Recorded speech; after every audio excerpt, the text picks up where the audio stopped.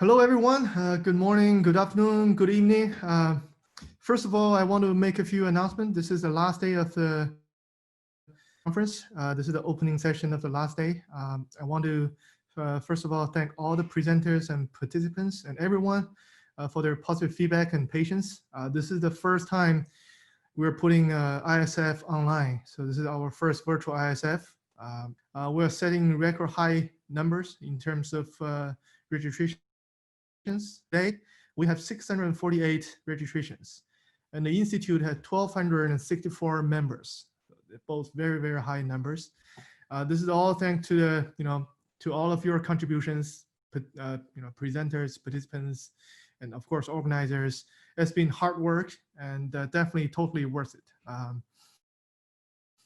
I want to encourage all of you to have your students to join and connect with the forecasting community, talk to your colleagues, and have them join the community and work with forecasters all over the world, right?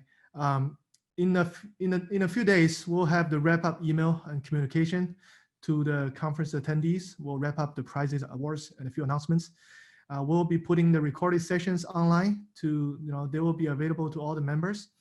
The keynotes will be available to the public. So actually, we already uploaded the intro session and the opening keynote by Rob Heinemann to YouTube. So you can watch those in case you didn't get a chance to watch the keynote live. Next year, we plan to have ISF virtual as well. We're planning a few hubs. Okay, so there will be hubs in Sydney, Australia. There will be hub in Lancaster. There will be a hub in Beijing, China. There will be a hub in Rio from South America. And we're looking for volunteers for this. So if anyone want to volunteer to host a hub in the US, let us know. We also have some plans for India. So we're also looking for volunteers for all these exciting activities. So any ideas are welcome. Please let us know, contact us. We're open to new ideas. So having said that, let's formally start the session. This keynote session, the keynote talk is given by Professor Henrik Madsen. Okay, Henrik got a PhD in statistics at the Technical University of Denmark in 1986. He's currently a professor in mathematical statistics. So his research interest. His research interest is related to analysis and modeling of the stochastic dynamic systems, including signal processing, time series analysis, identification, estimation, gray box modeling, prediction, optimization, and control. So he has published hundreds of papers, more than 500 papers and 12 books. So I bet maybe most of you have read his textbook in time series analysis, among others. So today, Professor Madsen is going to give us a talk on green transition. So floor is yours, Professor Madsen. Thanks a lot, Tao. Now you should be able to see my screen. Yes, I'll talk about forecasting for the green transition. I think this is a very, very important topic because of the increase in the CO2 content of the atmosphere. We really need to do something, and as I will argue here, forecasting is going to play a key role in the green transition. So this is an overview of my talk. I'll start saying a little bit how the situation is in Denmark and our goals. Then I will. Yeah, my talk will be a combination of practical experience from doing renewable energy, wind, solar forecasting for 30 years, but also I'll also point on some more theoretical aspects here and there. So I'll start mostly with point forecasting, and I'll zoom in on something which I think is very important but partly overlooked. For instance, like adaptive forecasting, also to build in proper structure for temporal hierarchies. Then I will move into probabilistic forecast scenarios, and use of stochastic differential equation, also stochastic partial differential equation for forecasting, and zoom in on multivariate forecasting like wind and solar and so on, combined using gray box models, and also see on how forecasting can be used in control, optimal control, which will be important in the future. Denmark, in Denmark, we have the goal to be fossil-free in 2050. And until now, basically, most of the intelligence has been on the, or is on the, into the production side. But of course, approaching the fossil-free situation, all the fossil-based generation will disappear, and we will have a weather-driven energy system. So the intelligence has to move from the production side to the consumption side. And so also the forecasting techniques in the future need to be able to zoom in on smart buildings, smart districts, and things like that. And this is also something I will cover later on in my talk. Today in Denmark, we have roughly 50% of the power of the load comes from wind, which of course is fluctuating a lot. So it is a challenge from time to time. This is just a screenshot of how it looked like a couple of days ago when I made this presentation. Sorry for the Danish here, but here the power consumption was 3,400 megawatt. Denmark is a small country, so in US there will be way higher numbers. And the wind turbines accounted for 80% of this total power. From time to time, we see that the wind power production covers 120, 130% of the needed electricity. And then, of course, we have connection to our neighboring countries. Yes, I have been working with energy forecasting, renewable forecasting for around 30 years. Our systems and our software, our methodologies are built into many technologies used, for instance, in Australia, but also in North America, Asia, and so on. I remember when I started in the early 90s together with a transmission system operator at that time, the CTO of the transmission system operator said to me, "Henrik, you don't need to worry about it. We'll never pass 5% wind power." But he was wrong in his forecast, and actually he's also shifted to the political area, so he's now in with the politics. I will not go into the details here, but the systems we have developed are in operation with all major players in Denmark and also in many other countries. We provide software engines to a lot of other systems. When you do a prediction of forecast, you need it basically from 5 minutes to 10 minutes ahead, a few hours, for safe regulation of the power system and the transmission system, up to day ahead, things like that for trading. For instance, in Denmark, we're trading on the Nordic Power Exchange, Nord Pool. But you also needed several days ahead in order for planning the operation on, for instance, combined heated power plants. We need forecasts both for single wind turbines, plants, regional and on the country level. And sometimes point forecasts are what people ask for, but more and more we see a need and for probabilistic and quantile forecast, because it has been acknowledged now that a reliable estimate of the uncertainty in the forecast is very important, and it's very useful for the planning and operations, which today more and more takes place using tools like stochastic programming and things like that. We should also be aware of that, for instance, for stochastic programming, scenarios are very useful, because scenarios can really represent the uncertainty in a very useful way, and I'll come back to that. One thing which is very important is adaptivity.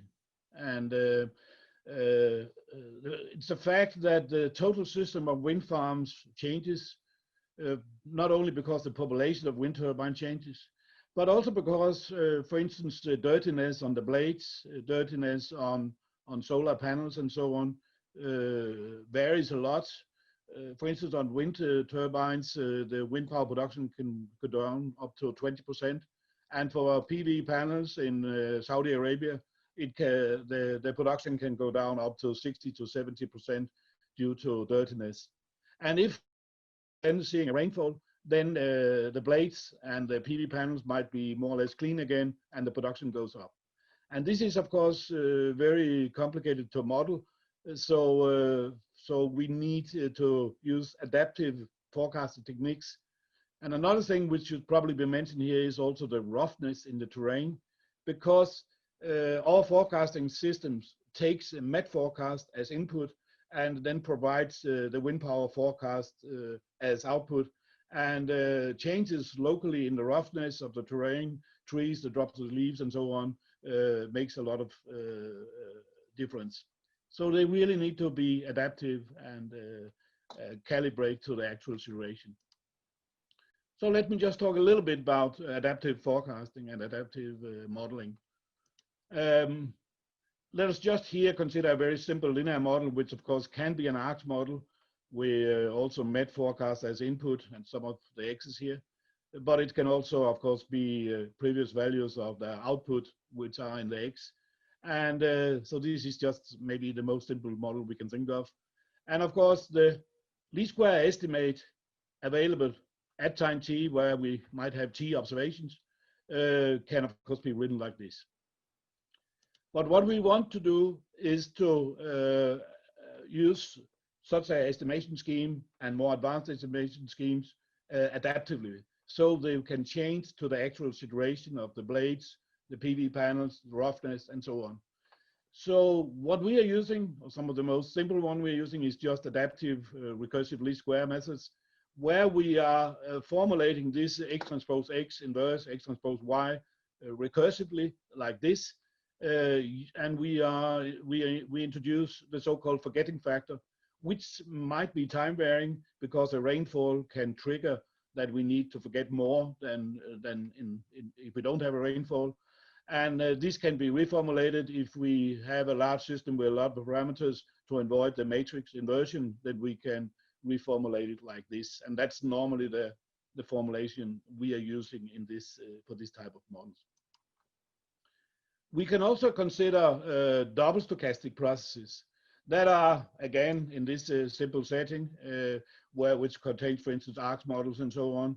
If the parameters in the armor part or the input part themselves are stochastic processes, then they can be described like a process like this. So this is a sort of hidden Markov model for the process parameters. And by using, in this, again, rather simple case, where we have a linear system, we can use ordinary Kalman filters for tracking. And we can also use Kalman filters for generating, or Kalman filter extensions to generate multi-step forecasts and uncertainties on the forecast and so on. And this can also rather easily be generalized to more complicated nonlinear models, but in that case, we need to use other higher order filtering techniques, but it's pretty straightforward. Instead of going into the detail of the more advanced stuff, I have given a reference to some of our papers related to that. First of all, my time series book, we have 2 chapters on adaptive modeling forecasting. Then an important paper is this one, I think. This shows how we can estimate non-parametric model and semi-parametric models adaptively. And these are some of the tools we are using quite extensively in our forecasting setup. Then one of my colleagues also developed the methods for adaptive quantile regression, which is, of course, very useful for instance, probabilistic forecasting.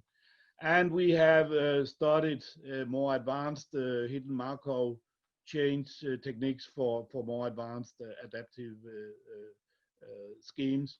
And lately, actually, this was a presentation yesterday. One of my PhD students, Jolafur, presented a method for adaptive temporal hierarchies where we can adjust, yeah, of course, the models adaptively also in a forecasting reconciliation situation. So let me dig into some of the practical aspects for instance, wind farm is of course a very important element in wind power forecasting. But of course, the dependency on the met forecast of wind speed and wind direction is very, very complicated, and it depends on the layout of the wind farm. It depends on the roughness in the terrain, the layout of the terrain. So most often we are using semi-parametric models like this to show the dependency on both wind speed and wind direction, so we can take into account the complicated situation with layouts of wind farms, etc. This wind power curve forecast, which takes the met forecast as input and provides then the power curve forecast as an output, is then used in dynamical models, where this is just a very simple example of some of the dynamical models we may consider. Today the models are a little bit more advanced, but the main principles are the same. Basically, they normally have an autoregressive part, and then it has the dependency on the power curve model, and then it has some spline or seasonal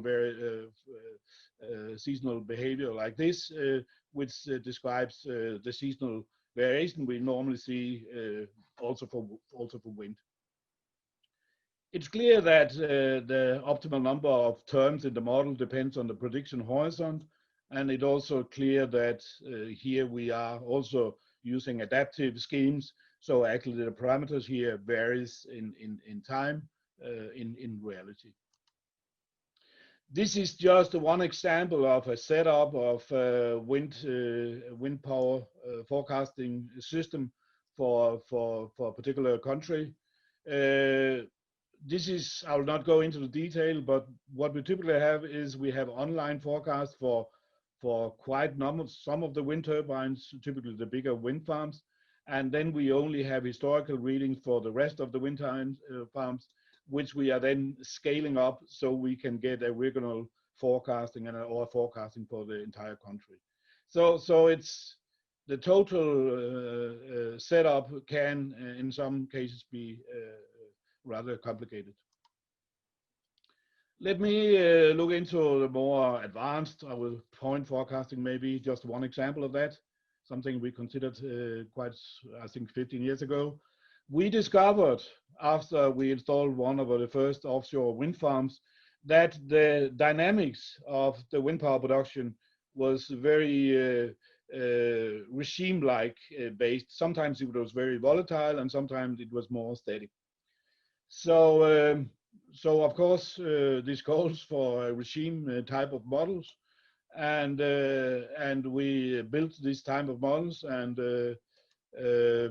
what we saw is that the Markov switching autoregressive model was clearly outperforming some of the SETA model and the smooth threshold autoregressive models, and also the classical AMA model. So, so the Markov generated switching between regimes was way better than the other one.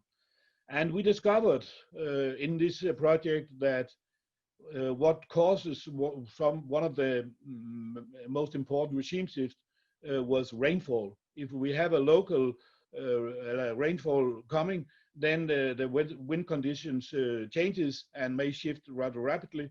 So what we installed was some radars, so we are able to predict also the regime shift for which indicates we have a change in the dynamics, and then we had even better forecasts. We also looking quite extensively into the use of temporal hierarchies, and what we have suggested, yeah, this just show a temporal hierarchy for quarterly series. It shows, I guess, what you all know after the excellent keynote by Rob. It just means that we need to reconcile the forecasts on the different levels so they are consistent, and we do this with this summation matrix. So I will do this rather quickly. What I will describe, however, is the reconciled forecast can be written like this constraint optimization problem, or it can also be written as this closed loop solution.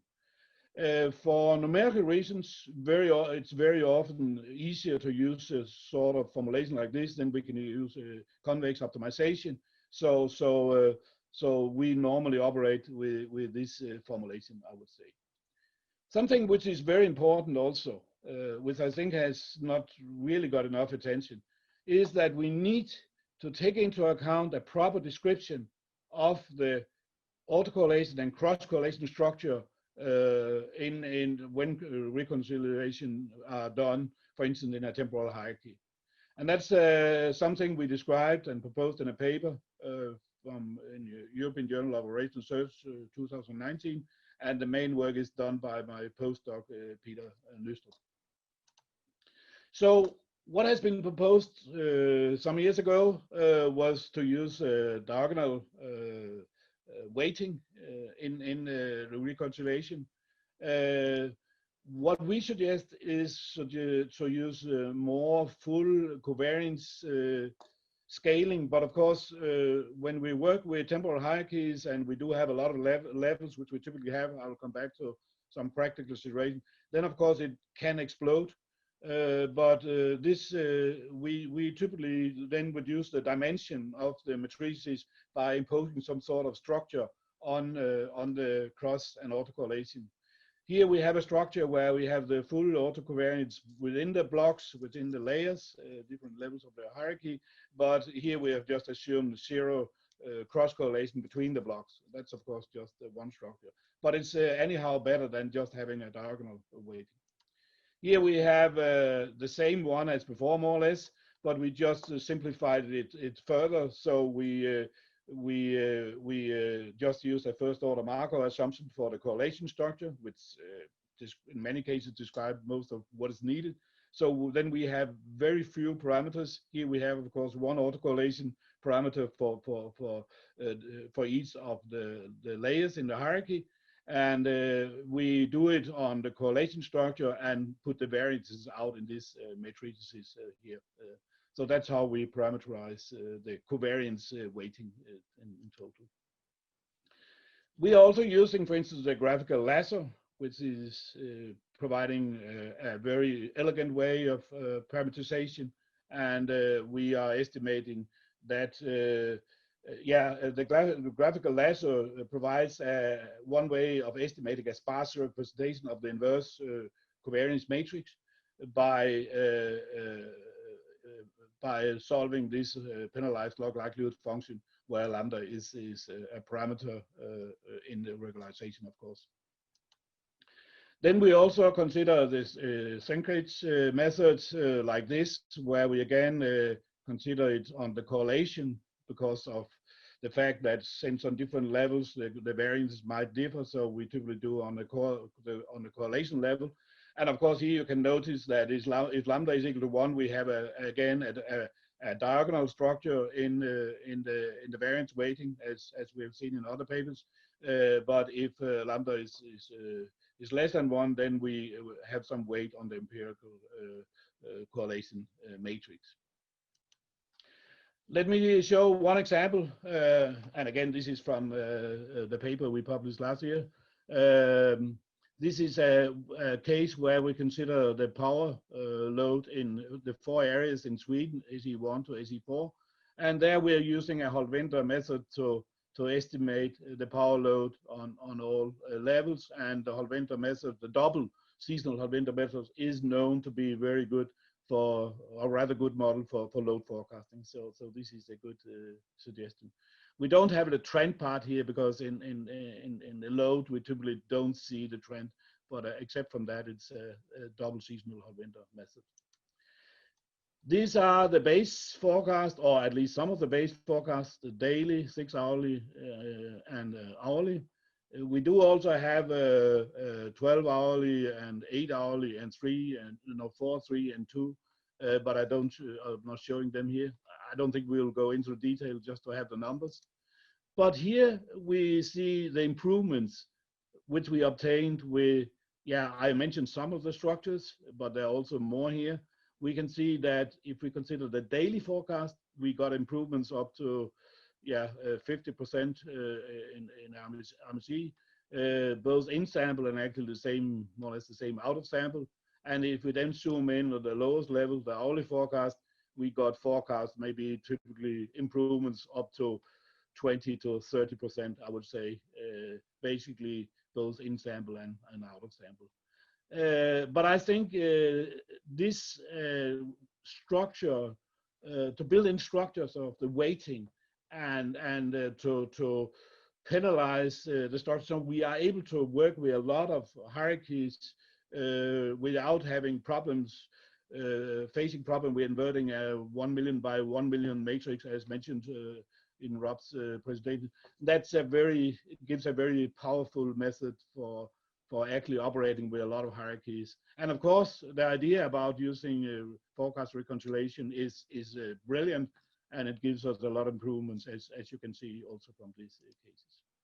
So maybe the main message here is we should really take into account proper auto and cross correlation structure, and we should really try to reduce the dimension of this important weight matrix at the same time. And we are working also on new methods for doing that, which looks very promising.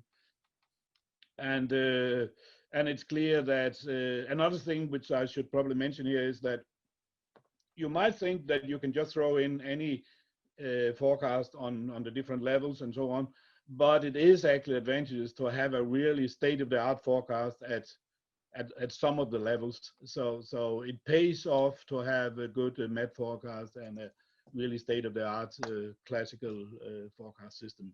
But of course, you should then later on combine it with for instance, the temporal hierarchies. Let us now look into more advanced stuff like spatio-temporal forecasts. This is just a situation which shows the improvements in the forecast in RMSE. If we, when we do the forecast for this area, then consider the neighboring areas. So we take spatio-temporal dependencies into account, and we can see that since the wind normally in Denmark comes from the west or southwest, we get the biggest improvement on the eastern parts, because when we can discover the errors, phase errors and so on in the MET forecast already in the western part, and then we can take that into account in the more eastern part of the country. So it gives good improvements, and this should of course be used. Another thing which is also just a practical information, which I guess many of you know, but just in case, it's very important, as we see, to use several MET forecasts as input, because each system has their own priorities, and it's very good to use these forecast combinations and so on to find the best input and combination at each point in time. And we see typically for improvement of 10 to 15% in the accuracy of these point predictions. So it's very important with more than one MET forecast. Then I will dig into probabilistic forecasting now. What we are considering depends on the situation and what the system operator or balance responsible party actually asks for. But we sometimes use a ensemble-based forecast where we use meta-example as input. But here we have not corrected them so they span the correct probabilities. But here shows what happens after correction, and that's a really simple way of doing it, and then it's useful. Then we also using quantile regression, or more precisely adaptive quantile regression. But today I think that use of stochastic differential equation and partially observed stochastic differential equation, what we call gray box models, is what provides the state-of-the-art forecast. I will come back to that, of course. So quantile regression, that's a model for the quantile. It's typically formulated as an additive model. And this shows the effect of some of the explanatory variables. This one shows, for instance, that the power forecast itself is very important in describing the uncertainty. And as you can imagine, when the wind the wind power forecast is around the areas where the power curve is more steep, then of course we also get more uncertainty. Whereas if we have very high wind, where the wind turbine by themselves control the wind power output, so it's more or less constant, then the uncertainty collapse again. So this is what we see in this curve here. Here it shows that when the wind comes from the west and southwest, the uncertainty is way higher than when it comes from the east. And I guess experts in meteorology can explain me why that's the case, but that's at least what we see. This is one example of probabilistic forecasting. One thing we should, of course, notice is that, and that's also why I was a little bit afraid when I first met with our system operator in the early 90s. This is clearly non-Gaussian, because for linear time series and Gaussian processes, the uncertainty will increase with the horizon. And also the uncertainty will be independent of the process itself, but only be dependent on the horizon. But for wind and solar, and I think this is not the case. The uncertainty can go up and it can go down again. So that's very important to notice. One thing we should take into account is also that the correlation, here you see what we observe later on, this correlation is not really described. And that has, of course, to be described in order to really take the correct decision. That can be described, for instance, by a correlation matrix after some proper transformations. So we can use some of these Gaussian born methods like a covariance matrix. This shows how the correlation between errors on 25 hours or 28 hours are correlated to a 12-hour forecast here, but less correlated with some others. And then we can build scenarios based on this. But the scenarios, this shows one example for several days with correct scenarios or reasonably correct scenarios, where here we have forgotten to take into account this autocorrelation of the forecast errors. So this is, of course, very important to do that. One thing we should notice here, and that's where the stochastic differential equation becomes important. If this correlation structure is, this of course changes with time in reality, but stochastic differential equation can describe this by time-varying parameters in the diffusion term. So using that, we can describe how it varies, and we can also avoid this transformation needed normally to use this type of Gaussian techniques like such a correlation structure. So we are more and more looking into the use of stochastic differential equations. And this is just a simple setup. Later on, we'll see a more complicated setup.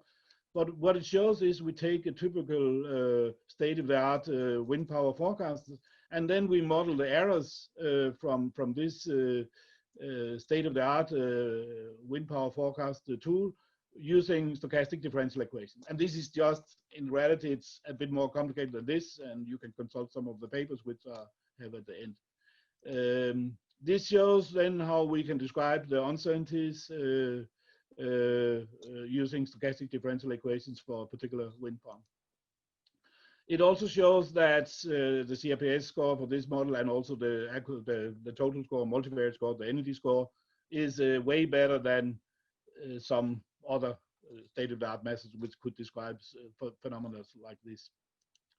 Yeah, maybe I'll skip this. This just shows how the correlation structure, this is the same as the covariance matrix we saw before, but now these are built based on the stochastic differential equations. So this shows how these radically can vary in time, and this is, of course, extremely important in many cases. We need also to consider the space-temporal dependencies. So the autocorrelation in one region is not enough. We need also to see the cross-correlation between the different areas. And in order to do that, we need space-time matrices where this correlation matrix for one block is here, but then we need to describe the cross correlation between the different zones.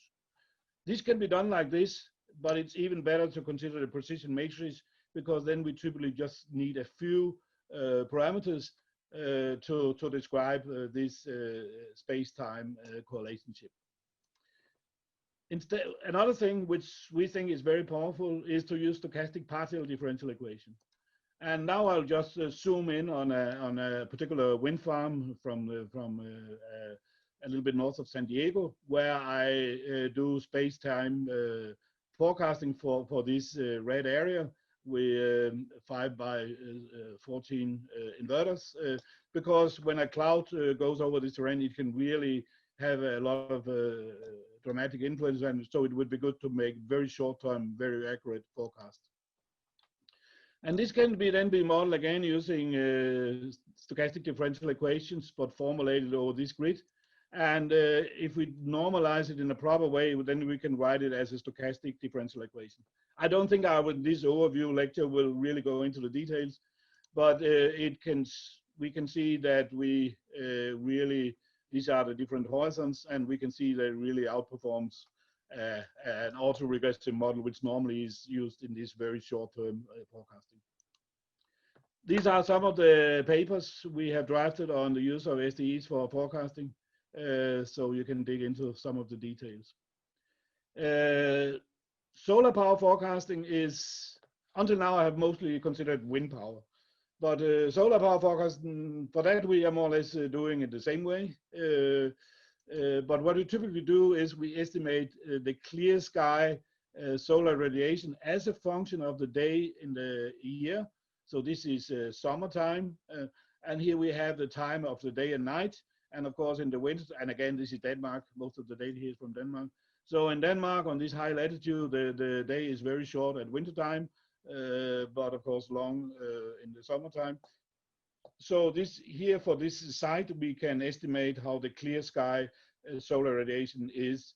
And then we can model the atmospheric transmittance, how the water content and dust in the atmosphere, and also in particular the influence of clouds, which is very important, of course, how it varies dynamically using a dynamical model like Markov processes and things like that. So this picture is very important. And combined with these dynamical models, we can then get forecasts like this for different dates. Let us now at the end consider the use of stochastic differential equation formulated as gray box models, which I think is really state of the art. Gray box models are models which bridges the gap between black box model, like a neural networks model, machine learning model, and maybe also ARCS model is really black, and models which are based on first principles and physics. It has several advantages because we can draw in information from physics, and then we can use statistics to upgrade the model until we have a reasonable model. We have developed a tool for doing that here at D2 Compute, and you can it's free, so you can download it for this from this homepage. The stochastic differential equation in the gray box models are used to describe the dynamics, and it has the drift term and the diffusion term. And it's a sort of hidden Markov process because we only measure YT. And let me see one example of the use of this, where we consider the forecasting for a smart building, which has a heat pump, and it has also an electrical heating system. And here, the model for the building turns out, in this case, to be a linear gray box model. So this is basically a rather simple model. But if we look at the disturbance model, or the model for the weather forecast, it looks like this. And again, I'll not look into the details, but the solar radiation is this part here. This is the net radiation, and this is the air temperature. And this we typically don't measure directly. We only have a few measurements of the global radiation and outdoor air temperature. If we zoom in on the model for instance, the outdoor air temperature, then it looks like this. So this is again a stochastic differential equation, which in Denmark, which is surrounded by sea, then we need a slow dynamics with the sea, and then the more fast dynamics, the thermal mass of the countryside or the land area. So these second order models turn out to be good for describing the air temperature, to forecast the air temperature in Denmark, and it takes the net radiation, the net as an input. Net radiation is the difference between a long wave and a short wave radiation. So it describes the radiative balance totally at the surface layer level. Then we use this in an optimal control problem for really to be for the smart building. And here we have an element which minimizes the cost of the use of electricity, and then a term which penalizes when we exceed the constraints which we typically have in this type of control. And as I said, the model for the building is typically a linear, or in this case, it's a linear model, so it's simply written like this in discrete time. And in discrete time, and we are using discrete time normally when we consider control, because that's normally the control action is valid for the next 5 minutes or in discrete time steps. So this is not formulated in continuous time like in discrete time. The forecast, the advanced forecast for the MET forecast, the outdoor air temperature, solar radiation, and so on, enters the system here. So this is coming from this system here.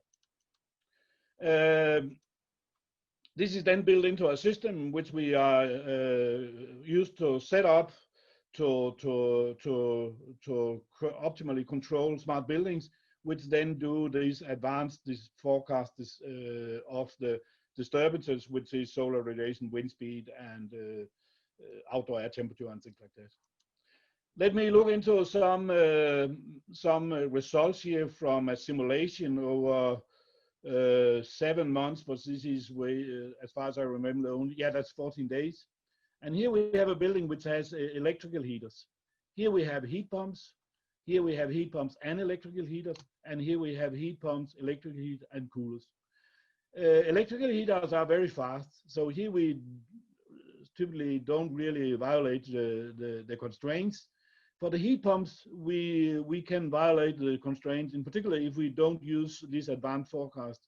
But if we are using the advanced forecast using the gray box models, which we do in our setting here, then we are doing pretty well. And also for the more complicated situation where we both have coolers, electrical heaters, and heat pumps. When it comes to electricity cost savings, this is perfect forecast. So here we have assumed what we know later on about the weather. Here we have the forecast normally used in control, but we can see our gray box forecast techniques are pretty close to the perfect forecasting for this type of control problems, at least. In order to draw more generic conclusions, we need to further studies. We can also see when the violation of the constraints with the advanced forecasting techniques using gray box models, we are, of course, not as good as perfect forecast, but we are way better than what is normally used in this type of control of smart buildings. So let me conclude by some few remarks on what we have learned. We think the models, the forecast should be adaptive. A lot of things should calls for adaptivity, also in forecasting hierarchies. So that's very important. We should also really take into account proper estimates for the uncertainties, and this can be provided by the stochastic differential equations like shown in this slide. We should also use more than just a single MET provider. That's very, very important because it really pays off. And we should, as we showed with some example at the end here, take into account cross dependencies by the different components which influences, for instance, the smart buildings. And that can also be done by considering the stochastic differential equations formulated using a gray box model. And by doing this, if we have the stochastic differential equation, then we can generate scenarios, we can generate the sequence of conditional densities, and we can do more or less whatever we want. And we can answer all interesting questions. For instance, what is the probability of an increase in wind power production of more than 50% of installed power over the next 2 hours and things like that. That can be answered rather precisely, or in a rather good way, I would say. Everything is a common uncertainty here, of course. Some of these topics on gray box modeling and advanced forecasting will be covered in the summer school next week, and I think the material will be uploaded later on also. So I want to thank my former and present or actual PhD postdocs here. Here are some of the contributors to these slides, which are in my team or have been in my team for a longer period. So thanks a lot for your attention.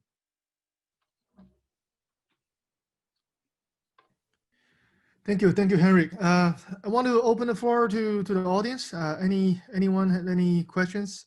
You can either type in the chat box, or you can type them in the Q&A window, or if you want to, you can raise your hand, and then I can mute you.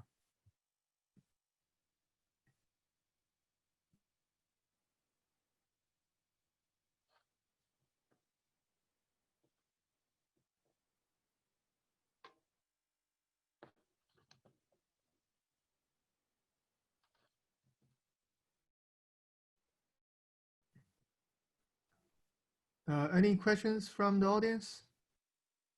Oh, I got one. Okay. Okay, so this is from Tess. The question is, are the forecasts used in the optimal control problem point forecast or probabilistic forecast? Yeah, it depends on the controller. If we are just using a model predictive control, what we're doing here, then we typically use just a point forecast. But in the more advanced LQG controllers, which takes into account stochasticity, we are of course using the uncertainty. And of course, since we are using stochastic differential equation, we can generate both conditional means, point forecast, second order moments, variances, and screwed distribution and scenarios, whatever. So I think the forecasting mechanism we have can generate what you need for the actual control problem.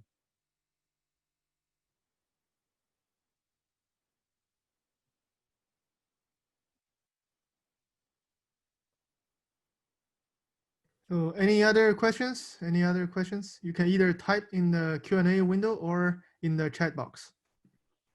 Okay, so I just got another question from Anton. How these methods of point forecast, load forecast extra are comparing with neural networks? Yeah, I guess the question was about comparison, how these methods comparing with neural nets. Yeah, here I decided not really to compare with neural networks, because I want to highlight the importance of adaptivity and also the importance of being able to include any physical knowledge. But it's clear that sometimes we are using also machine learning, neural networks and things like that. But I would say for this type of systems, adaptivity and then not too many parameters, which is somehow closely linked to be able to use efficient adaptive schemes, are very important. So I think that for this type of methodologies, I would stick to a more white than black box type of forecasting technique, I would say. But typically we compare with machine learning techniques and so on, and see what's the best. All right, so here's a follow-up question regarding this neural nets machine learning. So the next question was from Maddie. Can you please comment on deep learning and machine learning models in renewable energies? Have they been successful? I assume this is about renewable energy forecasting. Yeah, I guess. Yeah, we have used it also, and we have also found it very useful in some settings. And one setting I can mention now is a forecast for PV production in Japan. They have a lot of PV in Japan. Maybe some of you are from there. And we have been asked to set up a PV forecasting system. And due to the different tilting of the PV panels and shading and things like that, we found the use of machine learning very, very useful, because then we could really train the different forecasts for the different sites and also see how the sites relate using machine learning techniques. and we have published papers on that as well. But I didn't find time to cover it here. So I think you should definitely consider machine learning also. All right, so next question is from Nichols. So he's a fan of temporal hierarchies. Right? His Yes. question was, do you see with advancements in estimation approaches and machine learning a translation to more conventional multivariate models for the same style of modeling? He said in his personal experience, although you can squeeze a similar performance, I always find it to be rather cumbersome. Any views on the spatial temporal systems that you have worked with? I think the space, the temporal or the temporal hierarchies and so on provides a very powerful methods. But I think also when you do these hierarchies, I think it's good to use different forecasting techniques on different hierarchies and just combine it. At least we find it very useful. But the lessons we have learned it also at some of the levels. It's also good to have a state-of-the-art forecasting technique designed for one level, which are more in line with what I showed in the beginning of my presentation. But then, of course, you should combine it with some. You could use some rather simple forecasting technique on some levels of the hierarchy. That's something we do also, and I also think some of the presentation we presented yesterday used some rather simple machine learning type of forecast on some of the levels of the hierarchy. All right, thank you, thank you. So next question is from Yi Ke Li. So the question is, how do you justify the forecast quality from METs? When combining models, do you put more weights on METs that are consistently better? So basically, this is about forecast combination. How do you combine different forecasts from Yeah, MET simply I let the data speak. Like in forecast reconciliation, combined forecasting, forecast reconciliation is pretty much the same. So I simply estimate which weight is the best. And something which can be tricky is that some MET forecasts are rather bad when we have convective phenomena or convective rainfalls and things like that, or instability in the atmosphere. So sometimes we parameterize the forecast combination as a function of some of the physical parameters, like the instability of the atmosphere. So I don't know if that was an answer actually, but Thank you, Henrik. The next one, I think you have talked about this at the beginning. So about adaptivity. So the question was also from Madsen. The question: could you please expand on the notion of adaptivity? What do you mean by adaptivity? I mean that the model I have now for instance, for wind power forecast is should be optimal for the states of the wind turbines I have in my population, and they might be more or less dirty. We might have a certain population of wind turbines, and if I consider a forecast for Denmark, which we provide for our system operator, then of course this population of wind turbines changes from day to day, and we need a model which can automatically adapt to that. And also, since I'm using MET forecast as input to my forecast system, I need to take into account also changes in the roughness in the terrain. If a farmer harvests the corn and so on, then of course the roughness changes.